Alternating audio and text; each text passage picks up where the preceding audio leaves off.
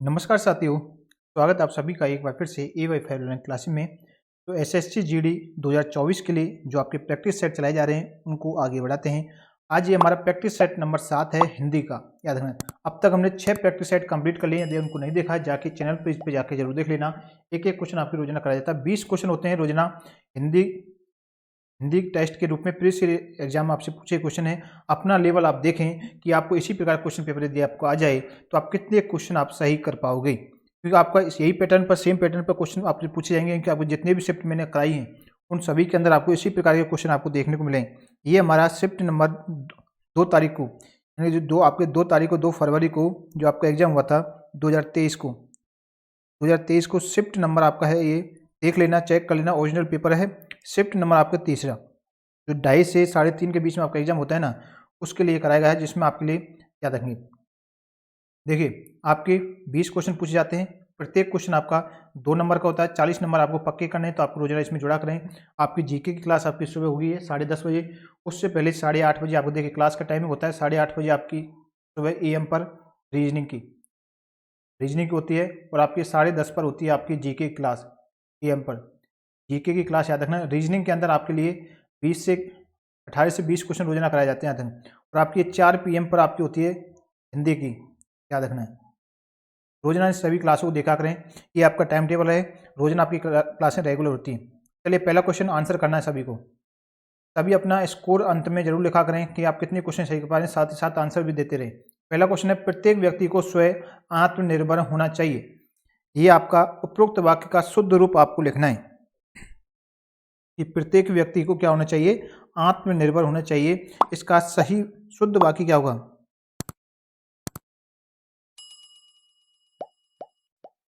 देखिए यहाँ पर क्या दे रखा है, प्रत्येक व्यक्ति को स्वयं आत्मनिर्भर होना चाहिए। इसमें स्वयं आपको यहाँ पर गलत दे रखा है, शुद्ध है, तो याद रखना है प्रत्येक व्यक्ति को आत्मनिर्भर होना चाहिए। ये ऑप्शन नंबर 30 आपका सही आंसर हो जाएगा। क्वेश्चन का राइट आंसर आपका ऑप्शन नंबर 30 आपकी क्या हो जाएगा, बिल्कुल सही जवाब हो जाएगा। चलिए हमारा अगला क्वेश्चन है, प्रश्न नंबर दूसरा। क्वेश्चन है, नम्रता पूर्वक याचना करना क्या कहलाता है? बताइए, नम्रता पूर्वक याचना करने को क्या कहेंगे हम? बताइए, नम्रता पूर्वक याचना करने को क्या कहते हैं? उपरोक्त वाक्य में रिक्त स्थान पर किस शब्द का प्रयोग होगा? बताइए क्या आंसर होगा? आग्रह, अनुग्रह, अनुदेश या फिर अनुरोध? तो याद रखना, नम्रता पूर्वक याचना करना अनुरोध कहलाता है। क्या हो जाएगा यहाँ पर आपका? अनुरोध। याद रखना यहाँ पर आ जाएगा आपका अनुरोध। ऑप्शन नंबर 4 आपके क्वेश्चन का सही जवाब हो जाएगा। हमारा अगला क्वेश्चन, प्रश्न नंबर तीसरा। बताइए आंसर करें, निम्न में से किस वाक्य में वर्तनी की त्रुटि पहचान करें? निम्न में से किस वाक्य में वर्तनी की त्रुटि पहचान करें? किस वाक्य के अंदर है? देखिए पहला सवाल दे रखा है, नेहा की स्कूल में मन नहीं लगता।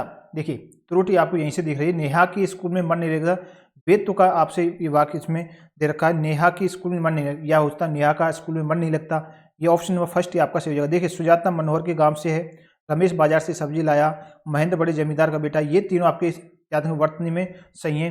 नेहा की स्कूल में मन नहीं लगता, फर्स्ट नंबर ऑप्शन आपका सरल सा क्वेश्चन आपसे पूछा गया था। अगला क्वेश्चन आंसर करिएगा भाई सभी। प्रश्न है, मनुष्य को किसी के प्रति द्वेष नहीं रखना चाहिए। मनुष्य को किसी के प्रति द्वेष नहीं रखना चाहिए, ये अपने जीवन में भी आपको याद रखना है। किसी भी दूसरे मनुष्य के प्रति आपको द्वेष नहीं रखना है, हमेशा याद रखें। उक्त वाक्य में प्रयुक्त देश के स्थान पर उसके समानार्थी शब्द का प्रयोग निम्न में से किस वाक्य में किया गया है? तो देश है, इसका समानार्थी प्रयोग आपके इसमें से बताना ऑप्शन में से किस वाक्य के अंदर किया गया है।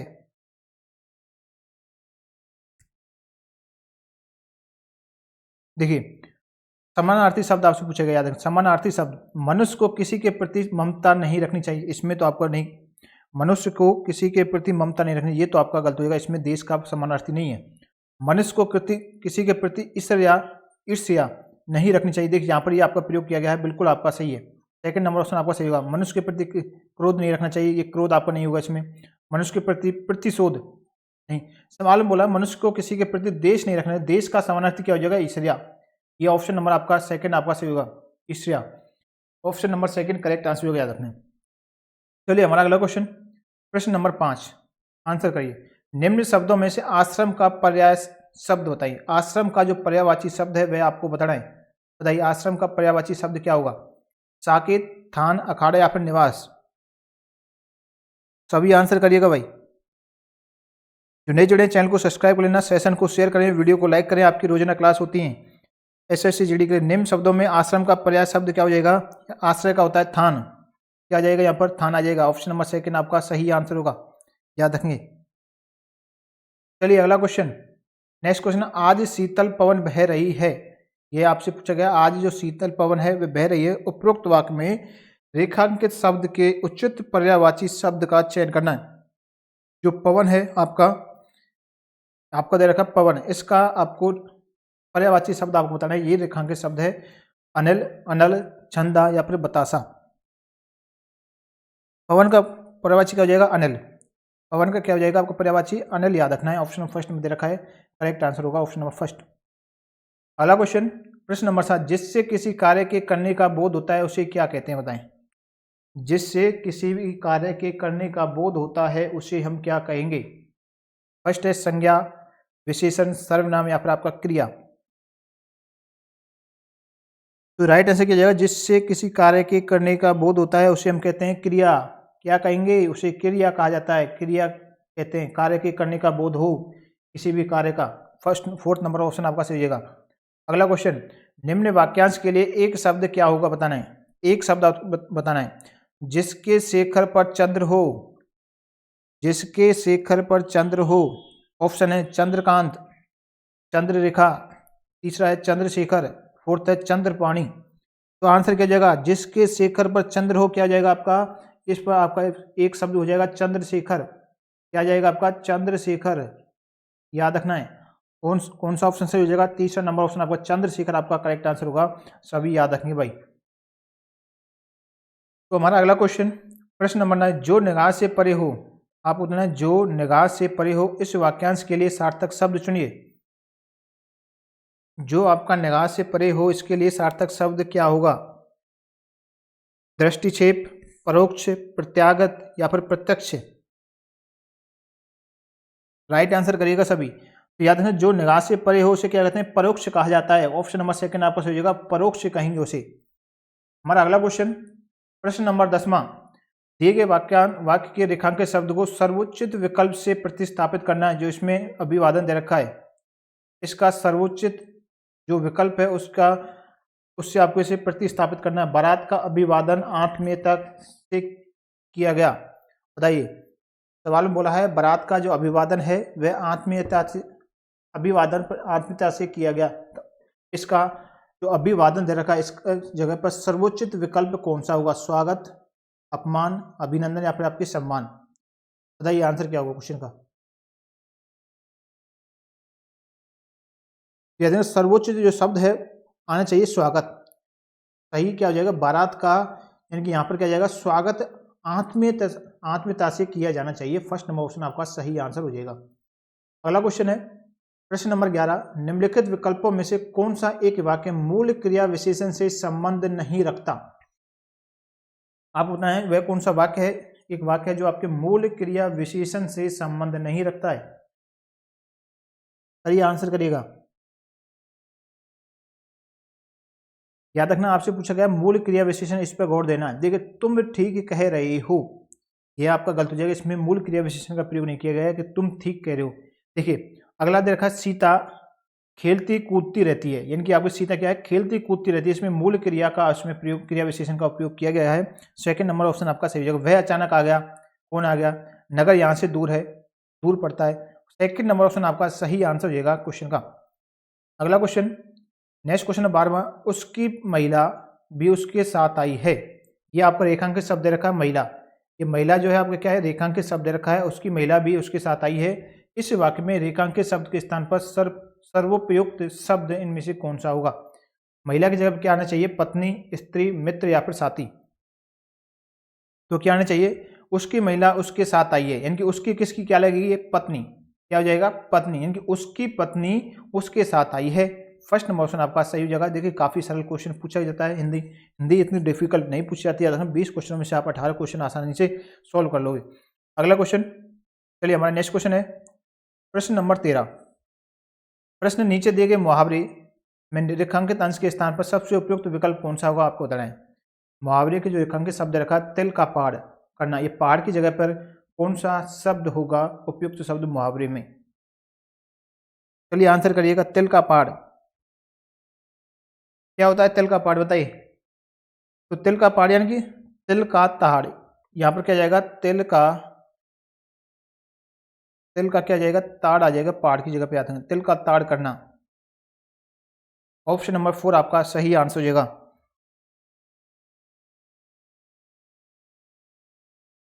चलिए हमारा अगला क्वेश्चन प्रश्न नंबर 14। विकल्पों में दिया गया कौन सा शब्द निम्न वाक्य में रेखांकित अंश के स्थान पर आ सकता है। देखिए, वह सचमुच में बीमार है, ये आपका रेखांकित शब्द दे रखा है सचमुच।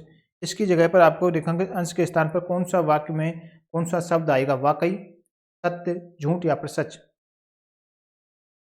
तो क्या हो जाएगा, देखिए वाकई में, देखिए आपको वाक्य को पढ़ के देखना है।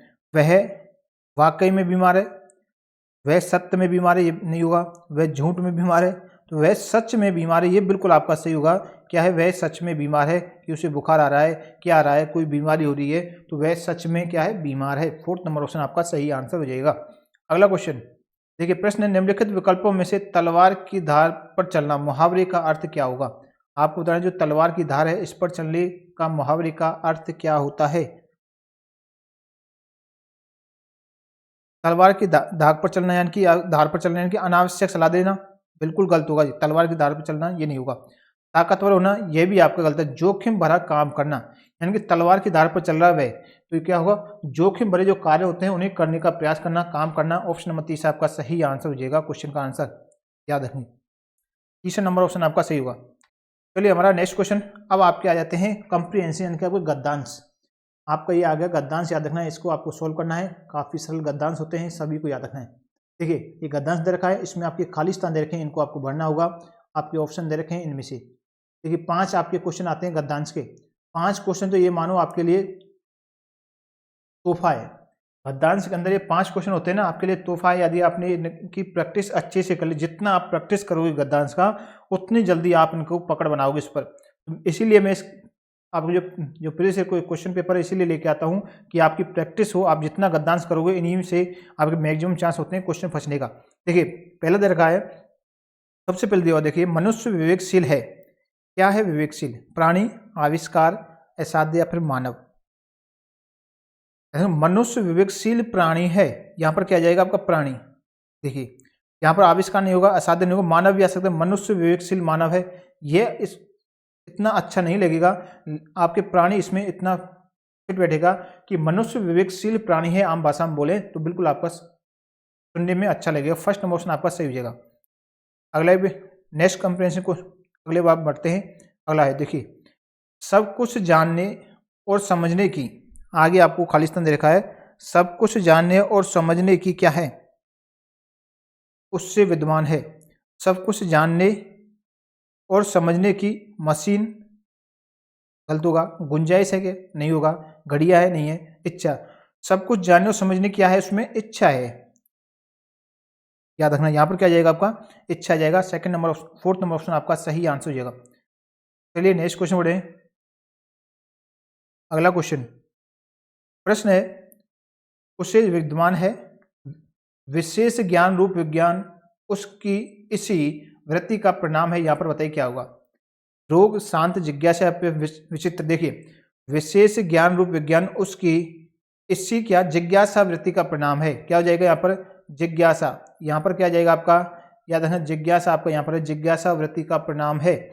आगे बढ़ते हैं, नेक्स्ट खालिस्तान को बढ़ेंगे। आगे दे रखा है, पेड़ से फल को खालिस्तान गिरते हुए देखा तो, पेड़ से फल को क्या किया, यहाँ पर क्या जाएगा नीचे। पेड़ से फल कहाँ पर गिरेगा, नीचे। नीचे गिरते हुए देखा तो जिज्ञासा हुई कि वस्तु नीचे पृथ्वी पर ही क्यों गिरती हैं, यानी कि आपका नीचे आएगा। ऑप्शन नंबर 30 आपका सही आंसर होगा क्वेश्चन का, सभी को याद रखना है। देखिए बिल्कुल आराम से मैं आपके लिए समझा रहा हूँ, तो याद रखना है। अगला क्वेश्चन और हमारा आज का 20वां प्रश्न है, अंतिम आज की क्लास का। अभी तक आपने चैनल को सब्सक्राइब नहीं किया तो फटाफट से चैनल को सभी सब्सक्राइब कर लें, वीडियो को लाइक करें, सेशन को शेयर करें अपने फ्रेंड सर्कल में। जो आप SSC GD एग्जाम की तैयारी करें उन सभी तक ये वीडियो पहुंच जाना चाहिए। अगला है आपके देखिए, विज्ञान ने गुरुत्वाकर्षण का महत्वपूर्ण क्या दिया? सिद्धांत, सूचना, ज्ञान या फिर क्षेत्र। तो विज्ञान ने गुरुत्वाकर्षण का महत्वपूर्ण क्या दिया है? सिद्धांत। क्या आ जाएगा यहाँ पर आपका? सिद्धांत आपका आ जाएगा। इसमें दे रखा है ऑप्शन नंबर फर्स्ट में। करेक्ट आंसर होगा ऑप्शन नंबर फर्स्ट आपका राइट आंसर होगा। तो ये थे आज के 20 क्वेश्चन। आपने कितने क्वेश्चन सही कहें कमेंट में आंसर जरूर करा करें। वीडियो को लाइक करें, वीडियो को सेशन को शेयर करें। यदि आपको हेल्पफुल लगे तो आप चैनल को सब्सक्राइब कर लेना साथ ही। मिलते हैं नेक्स्ट क्लास में।